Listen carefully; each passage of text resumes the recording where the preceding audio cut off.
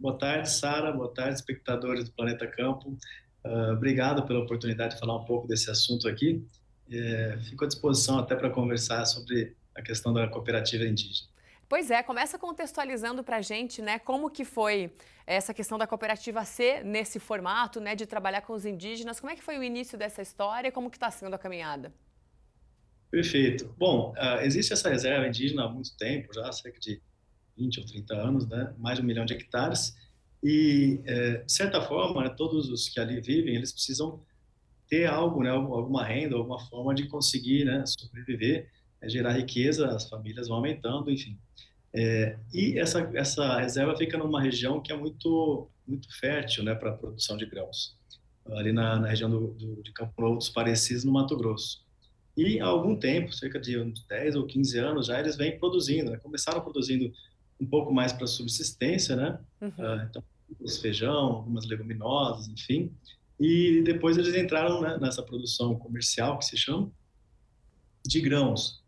Apesar de eles continuarem com a produção de subsistência, mas eles entenderam que ali existia uma oportunidade para gerar receita, né, gerar renda, e aí então gerar riqueza, ou na verdade subsídio, para todos os integrantes das aldeias indígenas. São mais de 300 mil famílias que lá, ou 300 famílias que lá vivem, e vivem dos frutos desse trabalho, né? Eles de fato operam, né, vamos dizer, o indígena no Brasil hoje ele tem, né, reservas, ele tem uma constituição que também o protege, garante seus direitos, garante a ele gozar da sua cultura, mas é importante que eles tenham conseguido liberdades também, né? Então existe hoje uma liberdade intelectual que eles também usufruem, ou seja, existem indígenas lá que são formados em engenharia agronômica, engenharia de produção, né, Uhum. você tem um nível técnico bastante interessante, então eles tiveram essa liberdade intelectual de estudar, de se formar. A partir disso, eles foram conseguindo outras liberdades, que é o fato justamente de poder explorar essas áreas, né, que representa quase 1% só da reserva indígena, de um ponto de vista comercial. Então, existem, né, instrumentos jurídicos, né, que autoriza a FUNAI, o Ministério Público, é, e outros órgãos competentes para que eles explorem essas áreas, né, da maneira comercial. E por último, né, até o que a gente vem falar aqui, é a liberdade financeira, né? Por quê? Porque para fazer essa atividade você precisa investir, né, você precisa comprar os insumos defensivos, né, fertilizante, você precisa comprar sementes, né, as máquinas, enfim. E para isso necessita de recursos, né? Muito era feito com base até num modelo que era bem antigo, indígena, vamos dizer, do escambo, né? Que hoje a gente chama de barter no meio rural, que é a troca de Uhum. produtos. Uhum. Mas, Era o barter raiz, né, José? barter raiz, exato. Mas de fato eles agora a primeira operação onde inclui eles, onde os inclui no sistema financeiro, eles conseguem ter taxas mais competitivas, né? Pagar à vista, né, esses insumos necessários para a produção e ter então mais liberdade para comercializar seu produto e ter melhores resultados para ter maior rentabilidade da atividade que eles desempenham ali. Eu ia te perguntar exatamente isso. Como que é hoje a relação, né, desse povo indígena local com a questão do sistema financeiro e qual que é a importância de se ter uma cooperativa no meio desse contexto? E também só para ficar claro, hoje deixou então de ser uma produção simplesmente de subsistência, né? Exatamente, tem uma produção comercial que é desempenhada lá, e o fato deles se organizarem em uma cooperativa, né, também traz mais garantias de informações e de regulamentação para que eles acessem o sistema financeiro, né? Acreditar eles vêm nesse meandro fazendo o quê?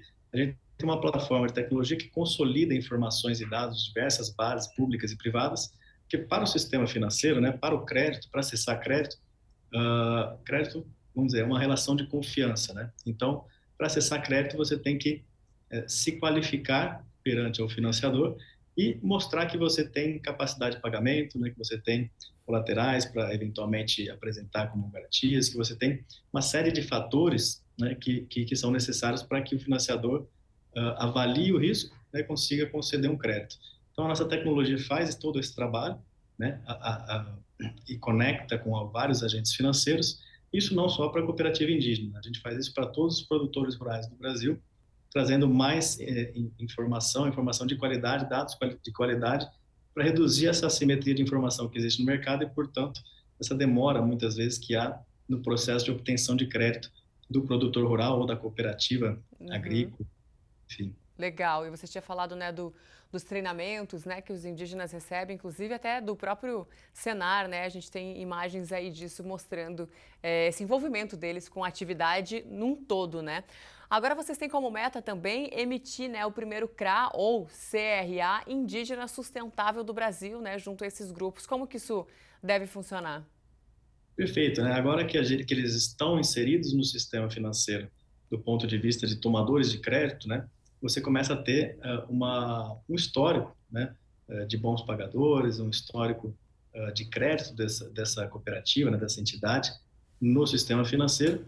Isso vai permitindo que dê mais segurança a novos agentes financeiros, a novos entrantes e a novos instrumentos, né? O CRA é um certificado de recebíveis do agronegócio e basicamente você compõe um CRA com uma série de títulos e papéis, né, que tem a ver com a atividade rural, e consegue securitizar, né, esse instrumento e vender para investidores do mercado de capitais, né, sejam investidores nacionais, internacionais, institucionais, ou mesmo as pessoas físicas, que hoje em dia até, através das plataformas de investimento, conseguem comprar um pedaço desses papéis, né, como investidor.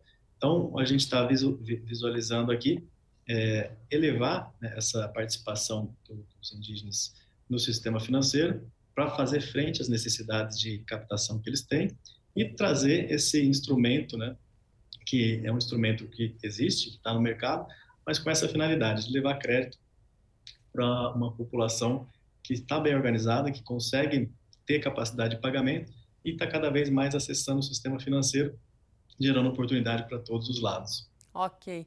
José, obrigada pela sua participação aqui conosco. José Corral, CEO da Creditares, e parabéns aí pela iniciativa. Sucesso. Obrigado, obrigado. Até mais. Planeta Campo, patrocínio JBS. Alimentar a mudança é o nosso compromisso. O PL The Gigaton Challenge. Apoio SLC Agrícola, produzindo com eficiência e sustentabilidade.